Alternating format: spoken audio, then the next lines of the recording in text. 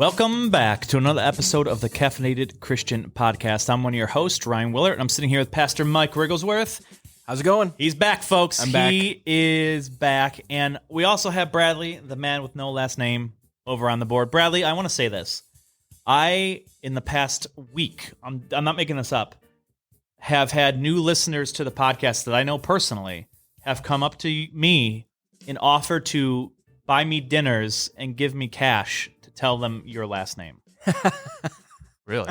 100%. They're like, come on. Well, you can buy I thought me, you were going to say you had Chick-fil-A. women coming up to you Oh, saying, no. "Can I go on a date with Bradley?" No, they have been asking me to disclose Bradley's last name because they just got to know. And I'm like, no. I'd like to, it depends. you can I'd give that up for free dinner you for can sure. still send me Chick-fil-A cards. Well, some I don't know of if them you'll were get like anything out of it, some but of them were students I was teaching too, and I'm like, they probably have like McDonald's dinners in their wallets. If that makes sense. What if I gave you a letter? I gave you a letter of Bradley's last name. No, You don't know whether Nope. it's the beginning or the end or the middle. Nope. You know. Z. There you go. That's all you get. yeah, there's a Z in it. But before we go into the topic that we have for today's podcast, let's drop that music and talk about the coffee we Oh, that's are loud. drinking. I like that. We are drinking Orange Cat Coffee. That's Orange Cat Coffee out in Lewiston, New York. This is the flavor of creme brulee. I think you said, Mike, we've had this before? We have had But this it's been before. a while. It's hasn't been a while, Yep. and it's fantastic. You can smell it great. as soon as you walk in the room. Mhm. We've had a couple other flavors from them too. I think we had like a Bananas Foster from them. I know we've had one from Bones, Mhm. Bananas Foster. it? Yeah, I remember the Orange Cat. Like, I The remember Orange the Cat- name, but I don't remember Yeah. what we've had. Yeah. I think, didn't we have like a sponge candy from them? or Sponge something? candy from them that was pretty good. They're really good. Yeah. Yeah. So it's Orange Cat Coffee. They do not have a website, but they have a Facebook, from what I remember correctly. So if you check them out at Orange Cat Coffee in Lewiston, New York, you Now, can kind of see. Isn't it like a small little shop? Yeah, it's It's a s- like tiny. Yeah, so you walk into the shop and you order directly on your left, and then there's a back room where just a couple tables and chairs with a bathroom, and then when you go to your direct right, they have just 3 to 4 walls just full of decaf and regular coffee that you can smell and try. They probably have 80 flavors, probably It's beautiful. somewhere around. That's beautiful. Love place. it. Beautiful. Love it. It seems like they do like dessert coffee really well. They do. Like yeah. dessert flavors. Mhm. No, I actually have a Gotcha. funny story about them. I was with my wife Sarah when we decided just to go one day out and go for a ride. Like how you emphasize Sarah as if you have other wives. Yeah. And you need to distinguish Sarah. between Sarah and your other wives. So we went out, and this Concubines. What was Joseph's other wife? Because didn't he marry a Sarah as well? was Sarah, Or maybe it was Abraham. Well, Abraham had Sarah. Her name was Sarai, I guess you could pronounce it. And then there was Hagar. Yeah. So where's your Hagar? my Hagar. No, I No. can't, first of all, who can afford to? Let's be honest. Yeah. But yeah, so we went out there. You said it, not me.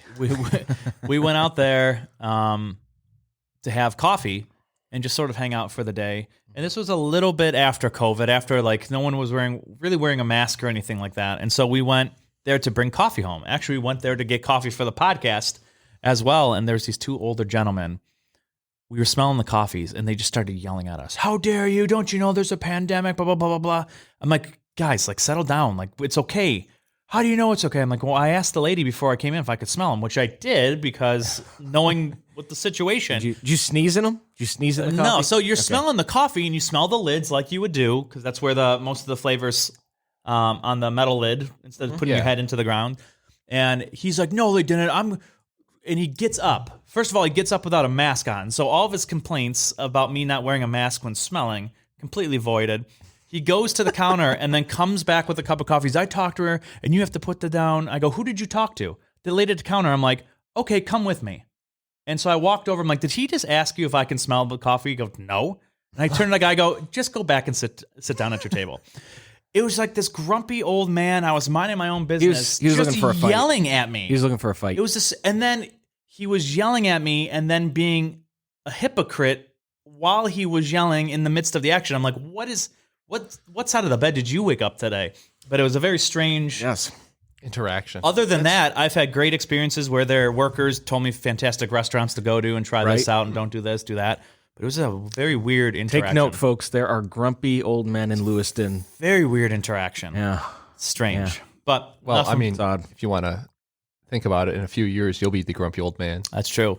I'm already there. That's true. I'm already there. Yeah. Ryan looks the part of the grumpy old man. I today. feel like I'm going to be the guy. like the hat that's too big for his head, the baggy dress. Like, I feel like I'm going to be the old guy who cares less about I already things. got- I already than got in the- are you going opposite to be like the direction. naked old guy in the gym? No. Those guys are weird. Oh no, that's terrible. Well, you I've said got you the care I've got the less. naked. Yeah, the naked. I've got the I've got the old man butt going for me. Like, you know how it's like you hold up a frog and try to put a pair of pants on it. That's you? That's what it looks like for me. That's you, yeah. Yeah. No, I got that. I need lose 30 pounds. Yeah, my It's out of kids- shape right now. My kids inherited my head circumference and my butt. The physicality, the Yeah. physique. Yep. I can't Yep. wait to be old and like pretend that I don't hear people. like now it's like not bad. it's just me ignoring you. But then I can like be like, oh, you know, I just Oh, didn't sorry. hear you. What? I can kind of pull that off.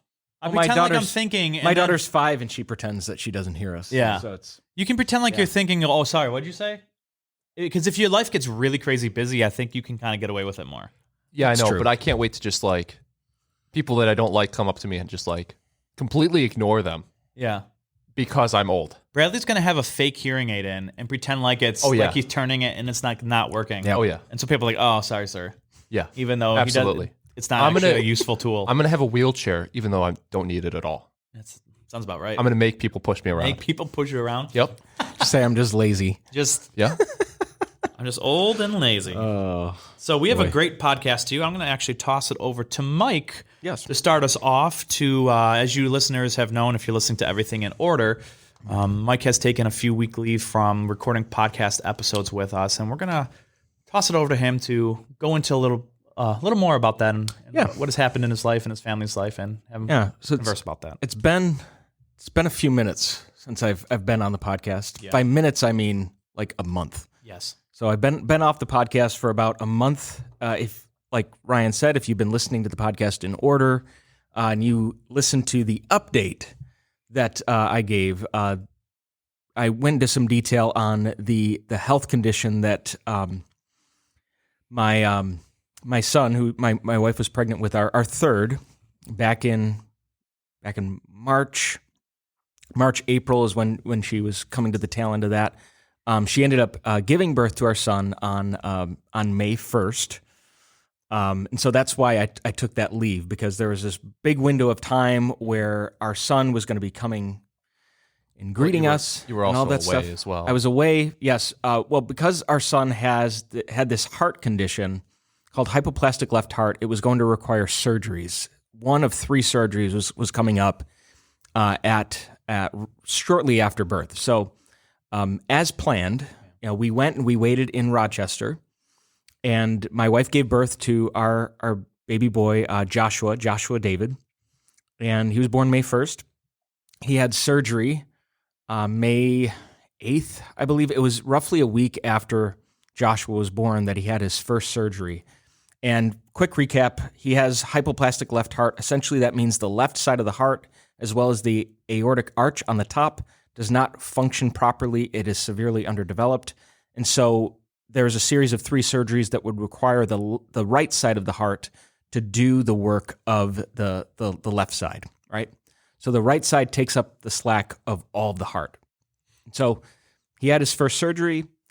First surgery was deemed a success. The surgeon came into the waiting room, gave my wife and I a thumbs up. We were able to, breathe a sigh of relief at that moment. Could I just make a quick mention? The first surgery was about 8 hours long as well, correct? Correct. So a first long surgery is long surgery. It's 8 hours. That is from the time they wheel him out from the operating room and make the incision, do everything, and get him back. It's an 8-hour job. So they wheeled him off at about 7:30 in the morning. We didn't find out probably until 3:00. Okay. That Were he they had- coming back and forth? giving Yeah, you- we would get text updates on Okay. how Joshua was Man, doing. look at that how technology everything- now. That's crazy. Yeah, it's amazing. So the nurse that was there, she was one of the head nurses. She was in the OR giving us these updates on how he was doing. And so the surgeon came in after it was all done. He gave us a thumbs up and said, all went well. He did beautifully. And they set him up in the room to get it so that we can go and see him. So we did that. We spent some time with him.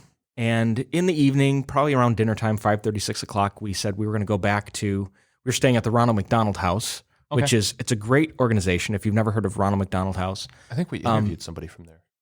No, I don't think we have. They're not a Christian organization, but they are essentially a nonprofit, and they take care of the food, the lodging, the laundry for families who have kids that are undergoing serious medical procedures. And so some of the hospitals, It's kind of like St. Jude, right? sort of like that, but a little bit different. So that's where we ended up staying. It was a Ronald McDonald House right around the corner from the hospital. All went well. And so they said, time's going to tell as to what's going to happen, how his heart's going to respond. The surgeon did give us a preface, and he said, the reality is the heart can just decide to say, you know what, I'm done with this. I'm not doing this anymore, and give out. Because this condition that he has, and this drives medical professionals nuts, they have what's called mid-stage mortality.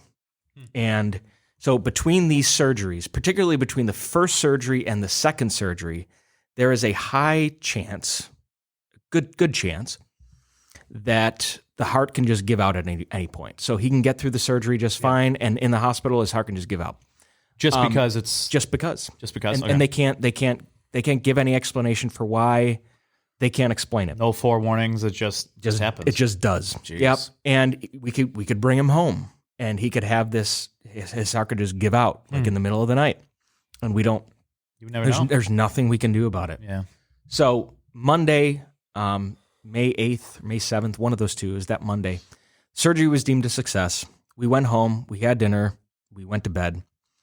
My wife gets a phone call from the hospital at like 11:57, somewhere around there, right before midnight, that he had gone into cardiac arrest. Oof. And that is the phone call that no parent ever wants to hear. Like anyone wants to hear that someone you love has gone into cardiac arrest. And so we quickly got our clothes on. There's a little shuttle in the back of the parking lot. They came around and they picked us up, dropped us off at the hospital because we were in no position to drive. And we just waited in the waiting room for a while. So his heart was not beating for 25 minutes. Just CPR? They were doing CPR on him for 25 minutes. Jeez. They got him back. He was doing fine. And they put him on what's called an ECMO machine. Mm-hmm. And what that does is it does the function of the heart and the lungs, about 80% of the heart and the lung function. It's an incredible device. And they kept him on ECMO for quite a while. But what they decided to do, this is what happened. His heart pushed the majority of the blood into his lungs. The blood wasn't going into the extremities, and that's a problem. And so what they did is they did a second surgery a couple days later. So that Wednesday, keep in mind, he had surgery 48 hours prior. They put in a new shunt for his heart to correct this issue. And the shunt was put in successfully, but in the process, his lungs filled up with blood. His lungs were really, really beat up after this second surgery. Did it leach through the lungs? I'm not positive. I don't know offhand. All I know is that in the procedure, the lungs got beat up real good. Yeah. But it was to correct the issue with the heart. So the heart issue was corrected. It was doing what it needed to do, and then the lungs had to be the thing that came through and developed. And so they said, hey, we're going to keep him on ECMO. We're going to do this for the next couple of days and give his lungs time to recover. And Friday, that Friday, after he had both of his surgeries, right, they were going to take him off. Well, the surgeon comes in, and my wife's in the room with our son. Now, keep in mind, I am between two worlds right now. Right. I am trying to be at the hospital with my wife and our son, but I also have this role that I need to play as dad to our other two. Right. So I wanted to be there for my wife in the way she needed me to be there. And I was also spending some time with our kids. So I would go back and forth periodically to be with our son and our daughter, to put them to bed, and then be with my wife and our newborn son. Right. And just managing that was just very stressful. Yeah. It was not easy at all. I'm so glad that I did not preach during that time. That's why I took time off the pulpit. I could only imagine. I couldn't do that. I would have had a nervous breakdown if I tried to do that. Yeah. So So I lost our entire congregation for you on those 2 weeks I spoke. actually, it's the opposite. They love you. I paid them. How much? 'Cause I didn't Yeah, how get much? any. I'll double it. I don't know, much? but I might release your last name, Bradley, to make that up. So to note there, several people, Ryan, one of our elders, Tom and Cinna, Joe Giebel, who's one of our pastors here at the church, they stepped in and filled out the pulpit for the time that I was away, and I can't thank them enough. I'm so appreciative of them. But so coming back to our son, Yeah. my wife is with him. I am trying to manage both worlds, so to speak. The medical space that my wife is living the in, dad world. and being a dad to our other two. But And being a son and son-in-law. sure, yeah, I mean, that's there's that. yeah. And we're making this story very public on Facebook. Some of you who are listening may have followed our story, and you may know how the story ends already. Right. But some of you may not, and so we're going to give you all the details here. Well, I mean, the hard part too, speaking, because I've witnessed this, but like your two children, I don't think really comprehend what was going on. Yeah, And that's got to be hard too, Yeah. because if they were a bit older, like they could understand, like, hey, we got to lay off dad for a few days here, or Right. something like that. Yeah, But it's like, yeah. I mean, especially your son, like he doesn't. Our, Yeah, there's our this- kids, has our no kids are still Stress kids because he doesn't know. Yeah, our kids are just still kids. Right. And now our daughter, she's 5, and she can comprehend some things. And so when he went through his first surgery and going into that second surgery, we were able to tell our daughter, "Hey, your brother Joshua, he got through the heart surgery, but there were some issues there. His heart stopped beating for a little bit, and they had to bring it back. And they had another procedure done, and now his lungs need help." Right, and so Yeah. we told her we gotta pray for your little brother's lungs, right? So he's on ECMO. He's doing well on ECMO because this is a machine that's doing the heart and lung function for him. It's doing what needs to be done. Yeah. And now keep in mind too that his chest cavity, I didn't share this, his chest cavity is actually open. You could now there's a little film over top of it. During the ECMO? Yes. Is that Just- standard? Just standard. They just keep it open. So Oh, if they need to interesting. make Okay. any last minute quick interventions, It's already they're there. They're not making another incision. The incision's already there. Yep. So you got to keep that in mind. I know Bradley might have. I don't do well with health and medical Yeah. stuff. So I will pivot. There's a bucket over there if you need to throw Yeah. up. I don't throw up either. So we're good. Yeah. I'm just used to it. My wife's a nurse, Your so I wife's a hear nurse. stories upon stories. and, So yeah. I couldn't sit in a room with Sarah if you told me stories. Oh, no, I would have I've to leave. accidentally seen some pictures. Yeah. I by knew this was random going to be chance of bad looking at her today, phone. but I was like, Yeah. Yeah. Yeah. So there's just a lot Yeah. for us to process, a lot for me to process and my wife to process, our kids to process. And the surgeon decides, he says, "Hey, I'm going to actually keep your son on ECMO for a little bit more time over the weekend." He joked. He's like, "I'm like a woman. I get to change my mind, you know." And but the thing was, he wanted to give our son the best possible chance of survival. And so he says, Right. if there's a shot, we want to give it. And he says, but if we don't think there's any possibility of him coming out of this, Yeah. or having a good life coming out of this, he says, we're gonna let you know. We're gonna be honest with you. And so we said, that's what we want. Like, we don't want you to sugarcoat things. We don't want you to make it sound better. We just want you to be honest with us. And so the surgeons, the doctors, the nurses, they did absolutely everything they could. And they provided great care for our son. So he ended up staying off of ECMO until I'm trying to think the timeline. Not this past Thursday, but the previous Thursday. Okay. They ended up taking him off. They gave him a good amount of time. They gave him like a week and a day On it. for his lungs to recover. That's how much they wanted to see him recover, right? So they're like, it's if it doesn't happen to this stance, it's not going to happen. Yeah, type thing. and what it was is they were seeing clotting in the ECMO, and so Oh, no. because they were seeing that, and they were seeing more of it as time went on, greater chance of him having a stroke. And Okay. it's like, okay, you're going to have greater issues now if we keep him on. We got to take him off. And so Thursday, so this was May 17th, right? Okay. Thursday, May 17th was the day they said, we are going to take your son off of ECMO and see how he does. Here's the problem, though. His right lung recovered pretty well. His left lung was still very much beat up. So they took him off of ECMO, and he was doing pretty well on the respirator. But here's where the problem came in. His O2 stats never came up to where they needed to be. This is the issue, and you could probably see where I'm heading with this. Is right that now. because the lungs weren't getting enough oxygen? Yeah, into they're the not blood? getting enough oxygen. So Okay. his O2 stats were low, and what they said they would do is they would give him epinephrine spritzes periodically to get those stats back up. Essentially, they're giving him adrenaline. Yeah.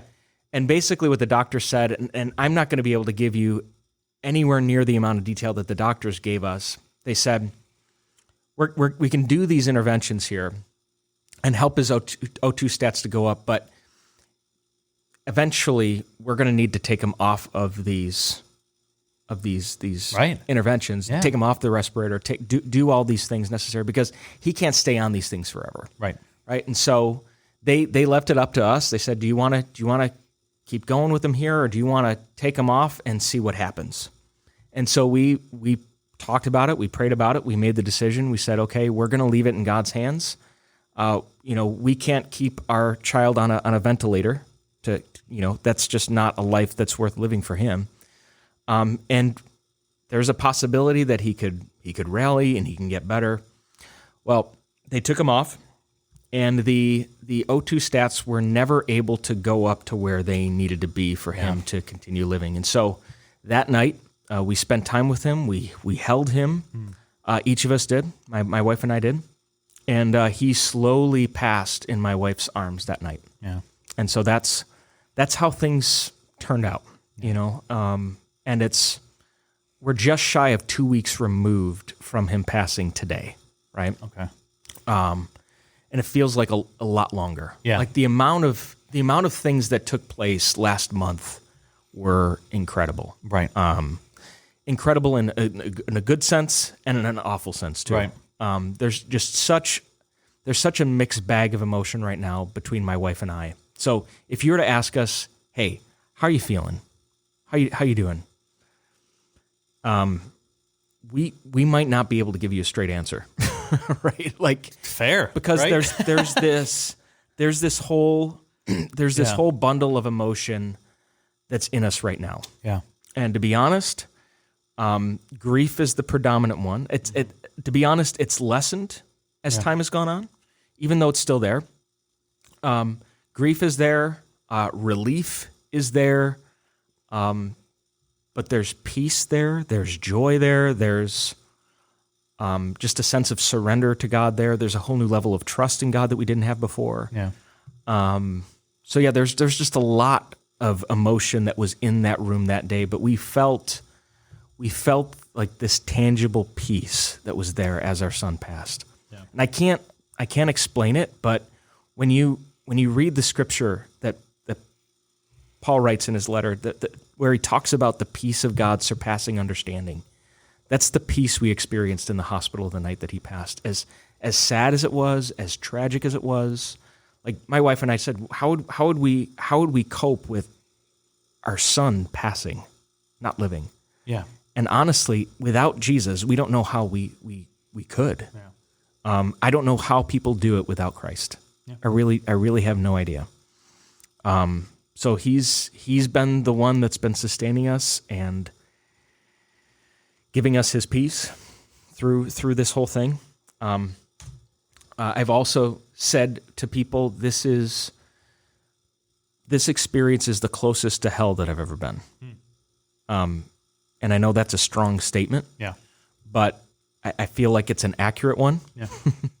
It's the closest to death we've ever been. I've never seen somebody pass in front of me. The first person to see die in front of me was my own son. So tough.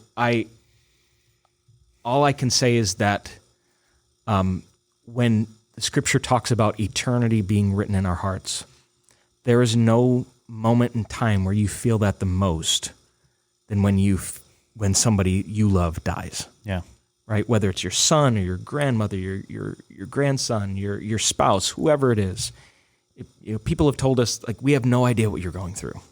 Well, if you've lost someone, I think you have an idea, right?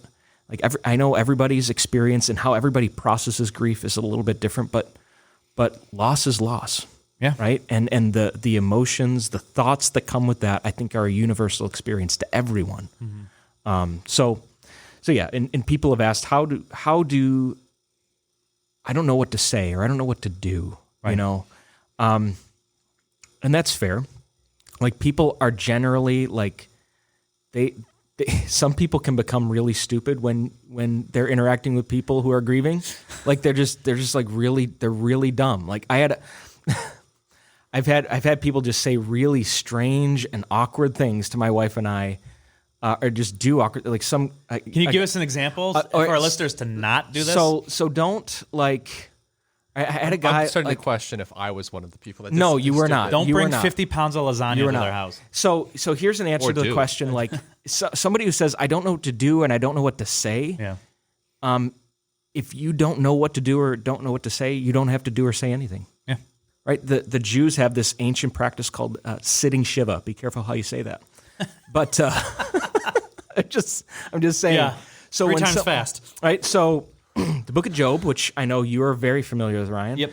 This is what Job's friends did after Job lost everything. They sat with him, and things went downhill when they opened their mouths. Yes. And so if there's a question in your mind of, should I say this or shouldn't I say this? Default to shouldn't. Right. Just default to shouldn't. It's just a good thing. Obviously, when people are grieving, like, we've had a lot of people reach out to us, like, helping us monetarily. That's been great. That's helped. A lot of people have just given us meals, Grubhub gift cards, all those types of things. You guys got a coffee, which is great. That's come in handy. Yeah, I hope that helped. It did. It was awesome. That was my idea. We still have the coffee. So there's been a lot of support, tangible support, that's been huge. So if you feel like you should do something tangible to help and support somebody in grief, do that. Yeah. If you don't know what to say, just don't say anything. Right. I mean, you can communicate without words. Yes, you can. So just the person being aware that you're there or available is a beneficial thing. Yeah. You don't need to just. Sometimes you'll be like, we could use time by ourselves, and then 5,000. Like, what do you need? I get it. It's like by ourselves. By ourselves. Do we need to define that for you? Leave us alone. Exactly.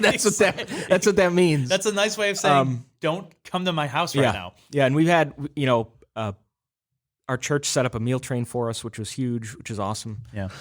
So a lot of that has happened, and we've seen the church being the church through this, it's been absolutely phenomenal. It's been absolutely amazing. Obviously, it's also been really hard, but it's also been really weird. What do you mean? So my wife was pregnant for 9 months. Yeah. We went to Rochester, had the baby. He lived for 17 days, died. And then we pretty much went back to life as it was before she was pregnant. As if there's no new baby. Right. Yeah. It's really weird. That is kind of strange. So there's nothing in our home to Yeah. remind us of him. And what we've had to do, we've had to create space in our home to remember him. I saw your garden. Yeah. So I posted on Facebook today. That looked really nice. I saw Thank you. that. Thank you. About an hour ago. Well, I also made a looked sign. really nice. I had a bunch of old 2x4s sitting in my garage that I wasn't doing anything with. I cut them up and made them into a little sign. And our family, our immediate family and extended family, just put some hearts with different colors on the sign so everybody can kind of contribute to remembering Joshua. And so that front garden will have the sign in it, and it's Joshua's garden. That's great. And something that my wife and I were working on too, because he had such an impact on so many people. I said this, he made more of an impact on more people in 17 days I know. than I have in 37 years. Amazing. It's incredible. Like now my wife and I were the kind of the conduits. We were sharing his story. We were walking this out publicly with a lot of people. But it was his story. Yeah. We were just telling what was going on with him and what God was teaching us through the whole process. But one of the things that we're working on is a way that we can collect the stories of how this little boy has impacted other people. Because we know like he has brought people to their knees in new ways that people haven't prayed before. And people that haven't prayed at all have prayed. Like we've heard real life testimonies of people who are saying like, hey, my brother or my sister, they've come to me and they're asking questions about having a relationship with God now because of this story. And so we don't fully understand the full extent of our son's purpose in this life, but we're seeing glimpses of it. Yeah. And it's really powerful. I got something to share about that. Mm-hmm. So the night that he died, Ryan and I were receiving texts from you. Yeah. And so Ryan and I had mentioned that we were praying. Mm-hmm. And I learned something from that, from just praying, which was, and you know, saying it now, it sounds like redundant, like, oh yeah, like duh. But in paganism, for example, there are certain things that you can do to get certain things to happen. So, for example, if you want to remove a curse, you can touch iron. Mm-hmm. Or if you have, a pregnancy, you can use like a special type of flower and put it around the person that's pregnant. Mm-hmm. There's certain things like that. Right. In Judaism, there's different rituals and sacrifices that you can do to ask for forgiveness of sins. Mm-hmm. In Christianity, if something's wrong, you can pray, and that's it. Mm-hmm. And that night, like, it was just like, I came to that realization. I was like, there's nothing I can do for Mike or Bethany or Joshua, but pray. And it was awful. Mm-hmm. It felt terrible. It really did. Oh, yeah. Like, I mean, no offense, but your texts got more erratic as the night went on. It felt like, and I remember texting Bradley, and it was more of a, hopefully everything's going okay, because you were consistent, and then they weren't consistent, and Bradley and I were like, oh no. There's a reason for that. There's a reason for that. We're like, I remember texting Seb, and I go, did you hear anything? And he goes, no, I didn't. And I was like, oh no. Mm-hmm. Yeah, and I told Ryan because Ryan and I did a podcast. Mm-hmm. It was the next day, I think. I think so, yeah. And really, to be honest, that space of time you didn't get texts, that was the time we were just spending with him. Yeah. So that's why. Yep. But I mean, it was. I was going to spam you with 50 of them. And I already told Ryan this, but the day after I told Ryan, but I felt like I could tell when he passed. Mm-hmm. It's the weirdest. Mm-hmm. It doesn't make any sense, but like, I think what time was it? Like 12:46 or something like that. I think it was like, I want to say 12:17. It was after midnight. It was like the exact time. Mm-hmm. I felt like really depressed, just out of nowhere. Yep. And it was. Well, so I stayed up that whole time. It was. I didn't go to bed until about 1:30 that night, because it was just like awful after that. Yeah. Yeah, we didn't get to bed until like 3 that night. And honestly, that whole night, it was just, like I said, it felt awful to realize that I could only pray. Mm-hmm. And it sucked. But I learned that it was like, there's a whole nother level of trust that God sends you. Yeah. And it was like you can't do something to earn God's favor. You just have to pray. Mm-hmm. Yeah. And how remarkably little we actually have control over. Right. Even the medical professionals who did everything that they could, they're like, yeah, this is out of our hands. Yeah. This is outside of our control. This is outside of our scope. It's just where we leave it. We leave it in God's hands. Yeah. Yeah. The side note, when my grandpa was in the hospital, so my grandpa basically had a stroke in front of our entire family. Oh, so it was not good. But I'm sorry. But that was many years ago. It was not a good situation. And that was kind of like the first time I was ever like dead center in front of you type thing for me. Right.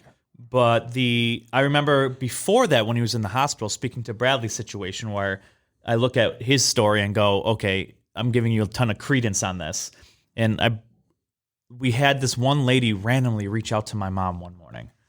And she's like, how's your father doing? She's like, I haven't like talked to you in forever. Like, what do you mean? How's your father doing? I got woken up by an angel. An angel appeared to me in a dream at like 1:17 and said, get up now. You need to pray for this certain person who she really hasn't talked to in forever. Right.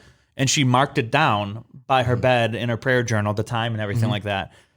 What she didn't know is that we found out that he had a stroke at literally 1:17. Wow. At night, where it's like, I need you to wake up and pray for this person. But it was like so random. And it was just we haven't spoken to you.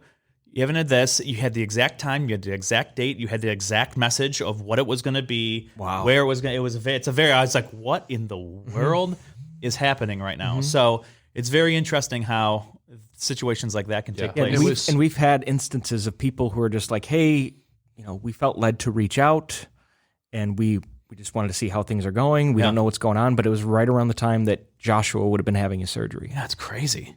You can't make it up. It was like for me. It was like the next morning I woke up and I still felt like that.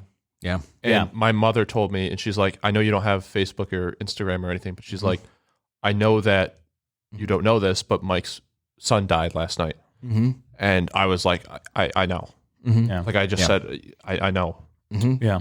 Yeah. There's something to be said for the Spirit being able to communicate Across. with us across.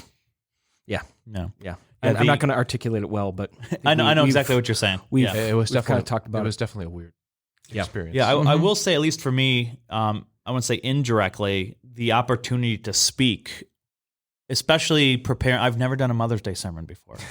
Never done a Mother's Day sermon. And what I've come to realize is that you should do more? No. What I come to realize through that sermon and my ability to prepare and statistics and what the Lord was telling me to tell mothers, I would never have had that opportunity. And I think in a whatever peripheral understanding, I was blessed to have an opportunity to now have a very different understanding just on that topic myself that I would never have begun to look into ever. So that was a blessing for me through this situation, even if it was like way peripheral. So so it was kind of cool to think about that. Sure. Yeah, and all the people that were, I think, blessed through Joshua's life, but also kind of like you said, the ancillary things that have taken place as a result of this, as a result of our schedules having to change for a while, for our church to hear different voices, what God has laid on the hearts of different people in our church, and not just hear me, I think is a good thing. It's a healthy thing for churches, but for moms to have that little bit of encouragement and support. And like my wife, like here's how it links back together. Like that was a huge thing for her. She said, I loved Ryan's message. And it was huge because so many moms carry this unnecessary burden on their shoulders. And the fact that God can use mothers, even within their mistakes, even within the things that they do wrong, God is still sovereign over all of it, which is the heartbeat of your message. Yeah. And I think that was just genuinely something that she needed to hear, because here she is with our newborn son, which she had to be there. Like she had to be there with him. But she's like, okay, what is my lack of presence going to do to our other two? And I think she might have been carrying some of that burden, and I think that message was a blessing to her. I'm glad in that regard. So thank you. Yeah, it was the opportunity. It was a privilege for me. So it hit me. I got a little teary eyed at the end. If you watch the video of me, it's more prevalent in person, but it was more I of don't think I ever witnessed you with tears in your eyes, Ryan. Yeah, it was a very You don't get emotional. No, often. not often. No. But Mike, I have some questions for you if you wouldn't mind taking in some aspects from religion and faith and being a pastor and a father in situations. Right, for sure. So the first one that sort of popped in my head was, did you find, and in what sense was Satan sort of attacking your faith, and where was that location, and how did you combat these attacks? Well, I think Satan attacked us where he attacks everybody, and it's our thought life. Yeah. Like we would, and this is a pattern that I've noticed in my own thinking is, I could tend to catastrophize. Like Worst case scenario. Worst case scenario. Now, here in this situation, what we may consider the worst case scenario actually happened. Right. Right. But you have the worst case scenario taking place, and then you have everything else that follows it, and your brain begins to fill in all of those gaps. Mm-hmm. Right. Like, okay, what if he dies, and then I have to do this, and then I have to do that, and then I have to do that. And so there were those moments of anxiety where I'm like, okay, we have all these things that we had to do, like telling family members and publicizing it on Facebook and all those sorts of things, because this was so public, and there was a level of anxiety there in me that I hadn't felt in a very long time. But I think there are some thoughts that I came back to that gave me comfort and gave me hope. And it was a thought that came into my mind immediately when we found out about his diagnosis. And the first one, months ago. 6 months, 7 months ago, yeah. Yeah, God was speaking all throughout this time. Is first off, the moment that God spoke to me and said that his name is Joshua, this is before we even knew his gender, right? Very clearly. Yeah. And like, I'm not like a loon where like I hear the voice of God every day. Yeah. Like you have mental issues if you eat the Cheerios, not the Pebble. Yeah, that's right. So go shop at Walmart, not Tops, right? Like if God is speaking to you in that way, I think, there's some deeper issues there, but subject for another podcast maybe. Yes. But I don't hear the audible voice of God very often. And even when it is audible, it's very still, small, quiet. I don't get very specific You things. don't get like faxes from yourself from the future? Not like don't Schrute. drink the coffee at 9 o'clock. Exactly. You'll thank me later. But so there was that element of Joshua, and meaning the Lord is salvation, right? So that's what his name means. And the second thing that, I really felt the Holy Spirit saying to me was, however little or however much time you have with him, it is a blessing. Yeah. Right? And one of the things I'm going to share on Sunday morning, there's several things that I want to share that God's teaching us. The one, it's just a paraphrase from St. Augustine. It was when the infant mortality rate was so much crazy high. People would say, okay, how can God allow a woman to carry a baby for 9 months only to die days later? And essentially, Augustine said, existence is better than non-existence. Okay. Right? Whether your life is 70 years or it's 17 days, existence is better than non-existence. Like he only existed for 70 days, but now we have the hope of being reunited with him, right, in the new heaven and the new earth. And that's another area of hope that we have, because we put our trust in Jesus and because we know how the story ends. Yeah, right. That it's not goodbye forever. It's just it's see you later. Right, right. and we really felt the eternal hope that we have in Christ. Mm-hmm. And so those two thoughts, though, were, just the name that God gave us for this boy, and then whatever amount of time we have with him is a blessing. And then there's a third thing that I felt in the moment. God was just saying, okay, you need to be present right now. Right now. Don't think about tomorrow. Don't think about the next week. Don't think about what's up ahead. I need you to trust me now. Yeah.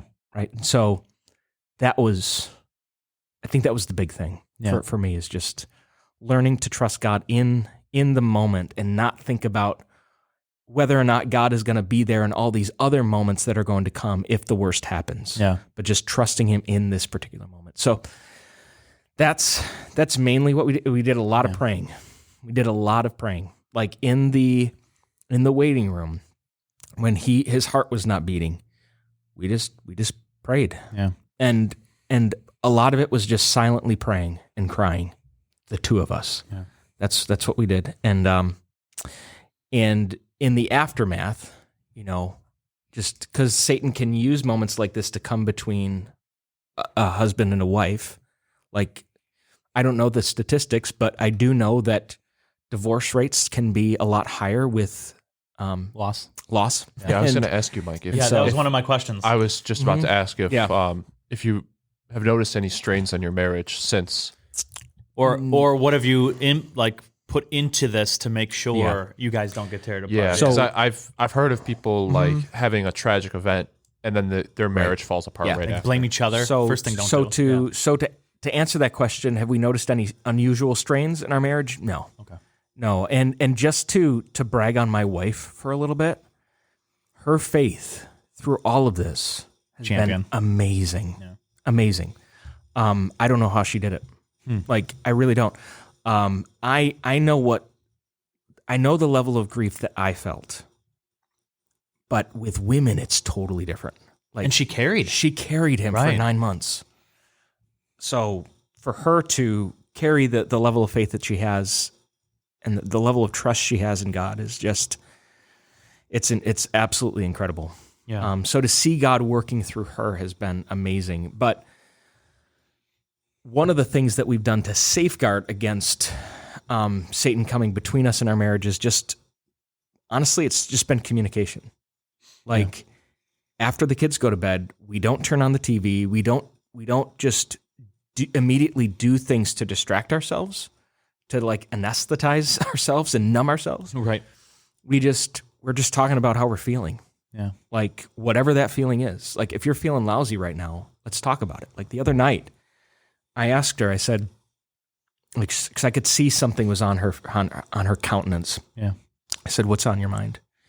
And there were flowers that people have given us just, for condolences. We have plenty. Like, if you're thinking of giving us flowers, please don't give us any more. It probably smells really good in your house, though. Yeah. Or it's like a perfume store where you're just like, what did I just walk It's into? getting to that point. Yeah. It's like, okay, I don't know if I like the smell in my house at the moment, but we appreciate the thought. the thought. So anyway, we just said that, I asked her candidly, I said, "How are you feeling?" She says, I'm thinking I shouldn't have to, be looking at flowers that people have sent us because our son died. What you mean? Like, what did you mean by that? Well, she's just having that feeling right now that, like, this just shouldn't have happened. Oh, okay. That's what you mean. Okay. Yeah. Yeah. Basically. Yeah. Interesting. Yeah. And so we've had those candid conversations. And so whatever it is that we're thinking or feeling in any given moment, we're being candid. We're being honest. Yeah. That's it. Yeah, that's great. Yeah. How has this changed because I know you go out into the community and go to hospitals and retirement homes, right? Yeah. Has this changed? Actually, not a lot now. 'Cause Not a we lot have now? we have a younger Okay. congregation. I did it a lot more at our previous church. Okay. Now, say you were to pick that back up when your kids get older, right? How has this event changed your perspective on how you would go into a situation like that? How would you communicate with someone like that? I mean, there's a lot of things that I probably wouldn't change. Like, Okay. I typically don't say a whole lot when I'm in those situations. Okay. But I think I would probably say even less. Interesting. And I love that. Here's the wisdom: say less. It's fantastic. yeah. It's like the direct opposite of what our world wants to do right now. Yes. Well, yeah, I think there's a lot to be said, and I'm still fleshing my thoughts out in this too. But I don't think I could approach that environment the same way again. To be totally honest, and I've said this to my wife, I don't know how I would respond emotionally by going into a hospital setting again. I really don't. Yeah. Mike, I relate completely with you. Like, I never ever. My sister was in the hospital, and I wouldn't go visit her because of a shared experience that you had. Like, I just won't go into a hospital. All right. And it's not even a fear of it. It's just you don't want to go back. Yeah. I know exactly what you mean. Yeah, exactly. So there's that element at play there. I just don't know how I would react emotionally to going into a hospital again, let alone how I would approach somebody if I were In that situation. be in that situation again. Typically, I just take just a brief assessment if anybody's there in the room with the individual. Right. Say, how's everybody feeling? How are you holding up? Yeah. And if they want to share, they can share. If they don't have to. And then usually what I would do is I would just pray. Yeah. That's more or less it. Because here's what our experience was like. And I know that it's a little bit unique because our son was a unique situation.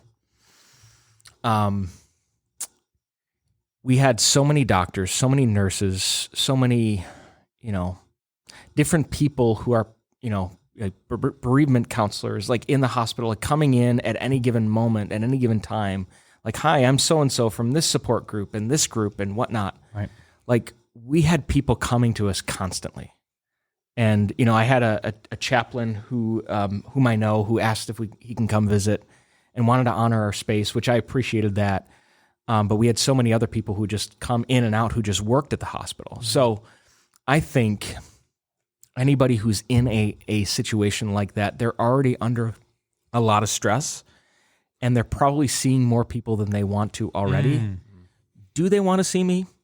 And do they just want me to show up? If you're not important, pray at a distance. I see what you're saying. Yeah. It's already so much commotion. Yeah. And so that makes sense. I like to start, and this actually goes against some of the things that I was trained with to some extent in seminary and what we're just kind of taught as far as what you do when somebody's in the hospital. They say, if you're a pastor, you just go, you just go and you go visit them.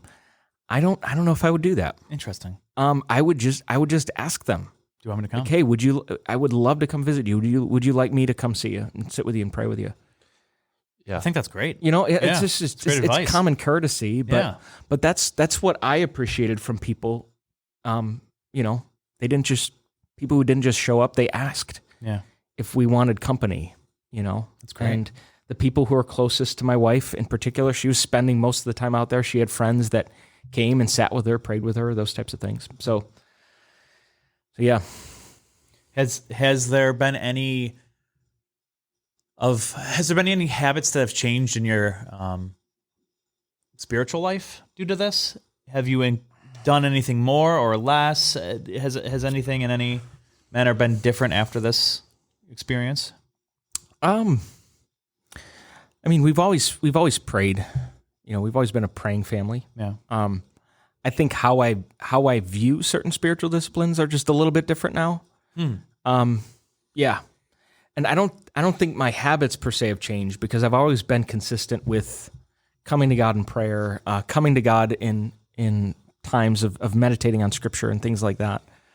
I think I've spent a little bit more time reflecting. I've spent a little bit more time maybe in silence than I did before.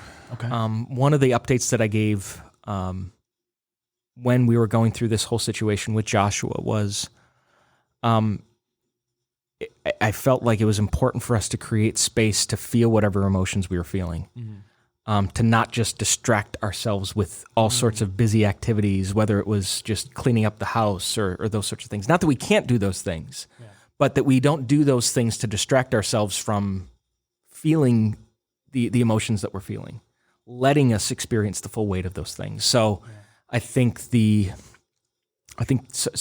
spiritual discipline of lament has sort of come into play. Yeah. So I think that's been the biggest change, and we've just continued to do what we've always done as a family. Like, we've always prayed with our kids as a family. We haven't stopped doing that. We could always pray as a couple more often. I think. Yeah. We don't do that as consistently as we should as a husband and wife, but we do make sure that we're taking time to talk about what is God teaching us and how are we being challenged and shaped through this whole experience. Yeah. So do you think if you kept yourself too busy, you would have missed some learning aspects through the emotions? I think so. Okay. I think so for sure. I've also learned just looking at what Jesus talks about. It's in the Gospel of Luke, the Gospel of Matthew, and he says, if anyone desires to follow me, they must take up their cross and follow me. Yeah. Daily take up their cross and follow me. And it dawned on me that cross, it's not something we choose. Mm-hmm. It's not something we ask for. We don't determine its size or its weight or how long we carry it. It's just there. And we carry it. We carry it. Yeah. And it's our job to trust, to be obedient. We have room to ask questions, of course. The psalmist makes that very clear. We have room to ask Right. questions of God, of course. But there's that cross that every single one of us has to carry. Yeah. And I can't decide what that is. I've heard some interesting, actually quite a few times, and this is what people from the outside have said to me. Mm-hmm. They've been following your situation, and they are just mad at God. Mm-hmm. You have basically the thought process was this was like the perfect platform to God do a miracle, Sure. and all these good results could happen from it. Right. Parentheses, almost like they would know better to a certain degree what better results can come Mm-hmm. across, right? I'm not. That's not a knockdown comment. I'm just saying the sort of their thought process. Yep.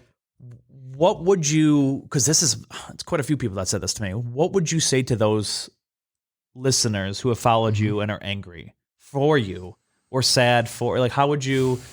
What advice would you go? You want to answer that? Yeah, could I just Yeah. interject real quick? Mm-hmm. I think that all of us, even us Christians, have thought, why would God let Joshua die? Mm-hmm.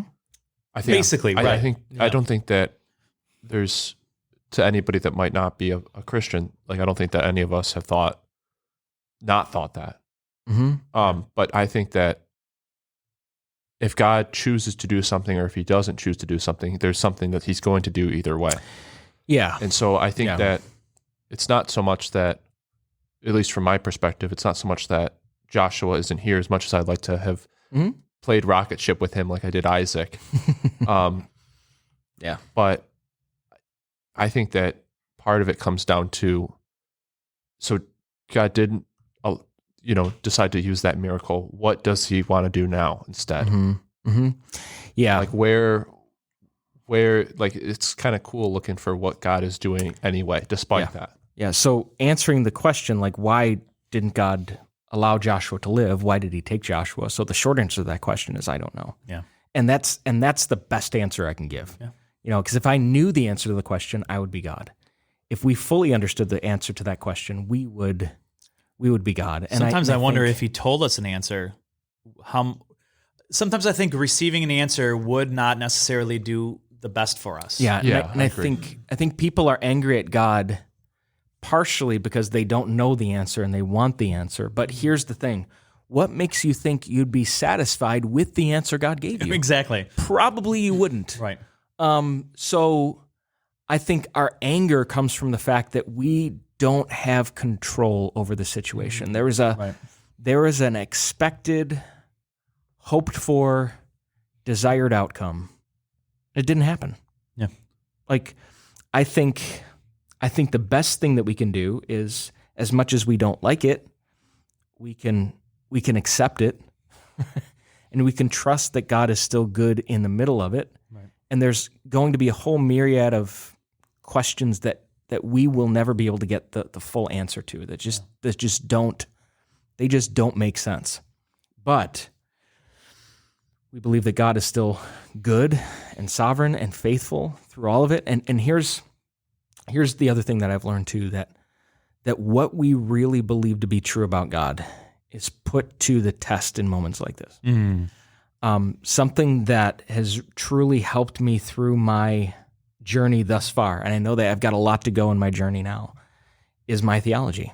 Yeah. It's where, like, the work that we're doing on the podcast, the work that local pastors do, that you do, Ryan, with like Meeting on Main, giving people a good, solid foundation, a theological foundation of this is who God is. Yeah. This is what God is like. This is his very substance, his very nature, that God is love, he is goodness, he is grace, he is kindness, he is mercy.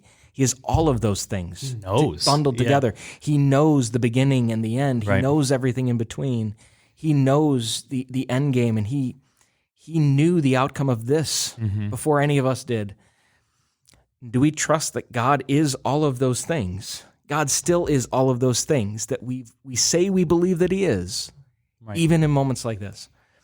And I will say, if I did not have that theological foundation, I don't know, I would not be able to talk to you guys.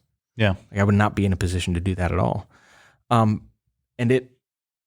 as far as anger goes, I mean, I think, I don't know. I think people's anger with God can stem from their own unresolved personal issues that maybe they haven't fully grappled with yet. Interesting. I think that gets intermingled when there's something like this that that are taking place. So I would encourage almost people, kind of in your shoes and understand. yeah, and I think whatever you're angry with God about, it's this, sure, but like we could tell you right now, like we're not angry at God Yeah. for doing what He has done. So if you're angry at God for us, you don't need to do that. We're walking this out and we're asking God questions, and we don't know all the answers to them, but I'd say if you are angry, like do what the psalmist did. Like just come to God with your thoughts and your emotions. Ask God, hey God, why? What's going on? Why are you doing this? This doesn't make sense. Like God can handle those questions. But I think you just need to be content with the fact that because God is God, He might not answer your question the way you hoped. Yeah. He probably won't. Yeah. And you got to be okay with it. Back to Job. Job angrily asked God questions. He demanded that God respond to him. Yeah. And one of the things I love about that, yes, God came. You read. There's actually interesting books out there, but God came down in a sense, like a warrior. Like, hey, let me battle this stuff that you're dealing with right now. Yeah. And He said, I thought you said a lawyer. No, a warrior. If you read some of the, I was like, what? no, that goes make sense? into why God allows certain things and stuff like that, but different podcasts for different time. But he looked at his friends and go, Job did not sin in all of this. And Job angrily went after and demanded God to show why he did things. Yeah. And God did not consider it a sinful action. So I like that. If you're angry, go after it. Yeah. Yeah. Just talk you to can him. talk to him if you're angry. You know what I mean? Like That emotion has to go somewhere, it has guys. to go somewhere. Yeah. Yeah. The worst thing you could do is bottle it up, internalize it, Yeah, exactly. and not, to be clear, it's not that we haven't had those conversations with God. Like that night, I had it out with God. Yeah. And I'm probably going to still have those emotions. Like those the stages of grief, they're not a linear thing.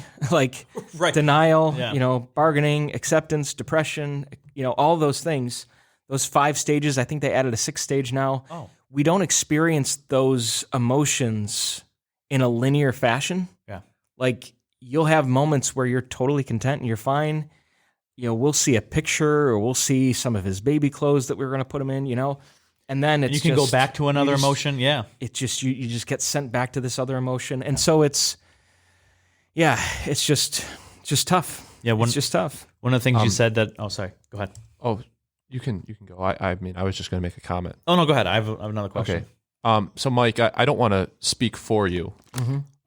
So if I start to do that or I start to say something stupid, please stop me. You're good. Because I know you would stop me. So I think that one of the best things that's come out of this is you and Bethany have made the best reason why abortion shouldn't exist. Because I think going back, if you guys have the knowledge that you have right now of what would happen, you would have still gone through everything. We would have. And I just think one of the first thoughts I had the day after was the amount of stuff you went through to spend 17 days with Joshua. It angered me that some people throw that away. Yeah, For and less.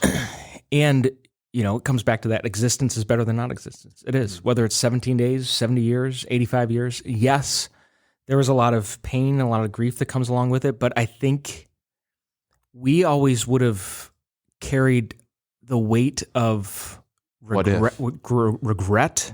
We would have carried the questions of what if we had gone through it. Like what we did is with the medical technology that we have at our disposal today, we were able to give our son a fighting chance. Yeah. And we left life, whether God gives it or takes it away, like that's in Job, he gives and he takes away. Yeah. We left it in the hands of God. Yeah. Not in the hands of doctors. As wonderful as the doctors were in sustaining his life, and as instrumental as they were in doing all those things, we knew because of our Christian convictions that we would not abort. We would make the same decisions over again if we had to. And I think just to add to that, I mean, babies obviously can't talk right out of the womb, but That'd be weird. Joshua, it would be weird. Yeah. But Joshua's personality, and I never met Joshua.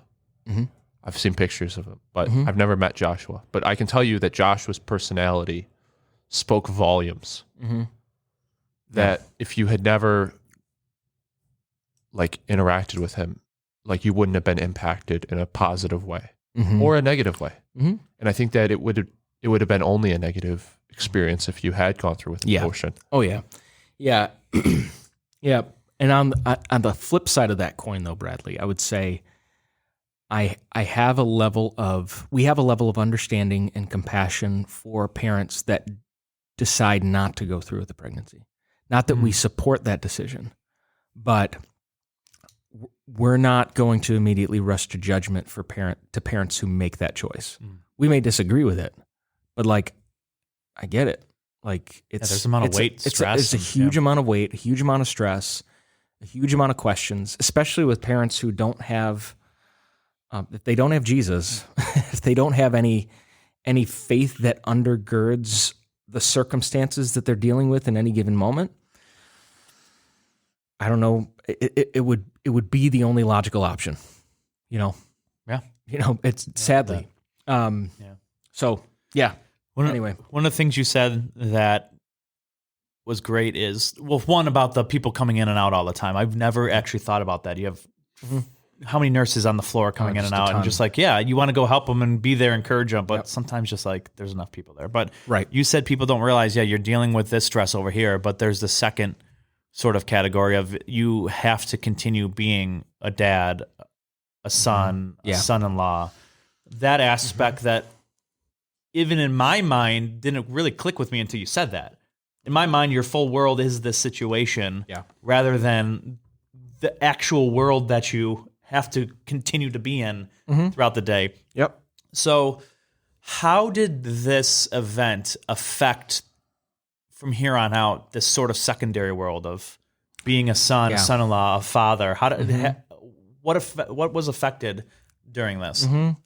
Yeah, there's a lot I think I could say on this. I would say the first thing is I have a whole new level of appreciation for my wife and our kids. The amount of gratitude I have towards my children, like I don't think I could see them the same way coming out of this than I did before. Yeah. Like it's just totally different. I can't fully articulate it. I can't explain it, but the amount of love and appreciation, the amount of gratitude I have for my family and for the life that we have, there's just a whole new depth of gratitude that's there. Yeah. And that came out of that moment of grief and loss and pain. So I think that's the biggest thing. Just there's a totally different lens that I see my family through, and honestly, there's just this lens that I see other people through now. That has changed. Like I don't think I see people the same way that I did before going through this. There's just a new level of compassion and grace that I think we're able to extend to people, and going through suffering and pain and loss. It's strange, but it opens up this whole new aspect of compassion and love that you have for people in your life. And so that's the biggest thing. So in one sense, our world has largely stayed the same. And we would say, unfortunately, in some ways, it stayed the same as we're not bringing our son home with us. But fortunately, all the things that needed to stay the same have. Or they've enriched, they've gotten better. There's a new depth of relationship that we have with one another going through this together.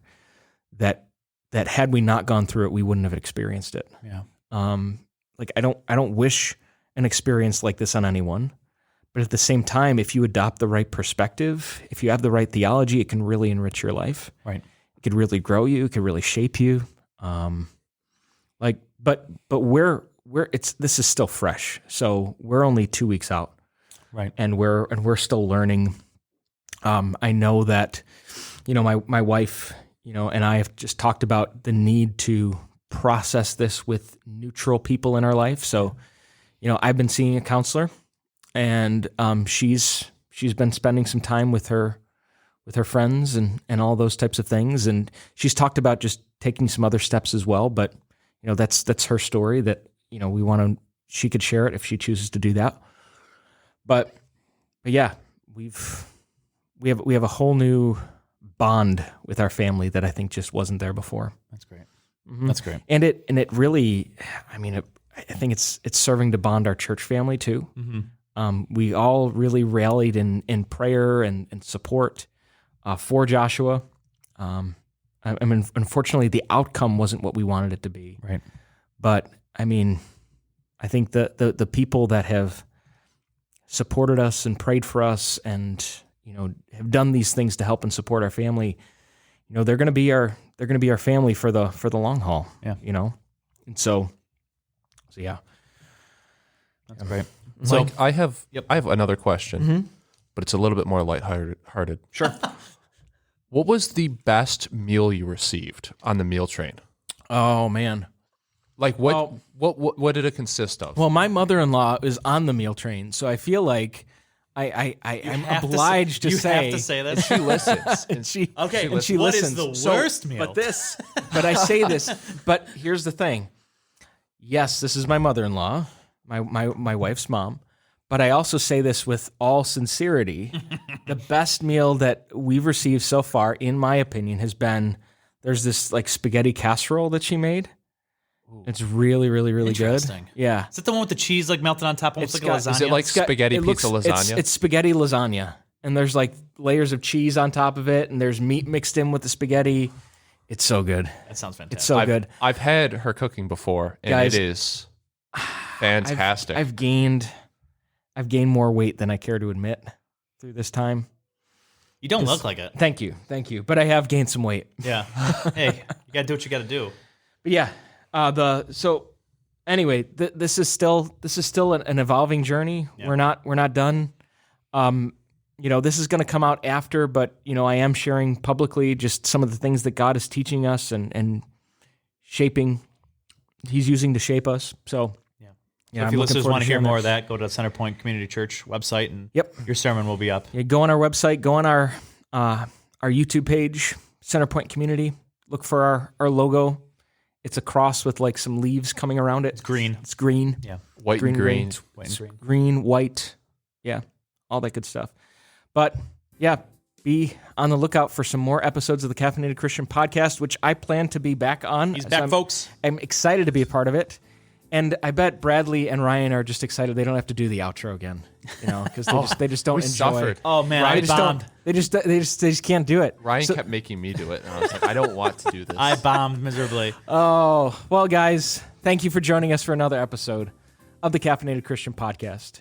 Be sure to like and subscribe wherever you listen to your podcast. Be sure to give us a 5-star rating. Give us a review. If you haven't, this just really helps us with exposure, right? It helps more people to find the podcast. So if you have benefited from the podcast, please be sure to listen, all right? And we are on Facebook and Instagram. We are limited in what we post, so we're not great at doing that. But if you send us a message through those mediums, we regularly look at it. Be sure to find us on the Caffeinated Christian Podcast. That's the Caffeinated Christian Podcast. We take suggestions for future episodes, anything that you would like us to discuss. We would love to hear from you. Until next time, have a great day.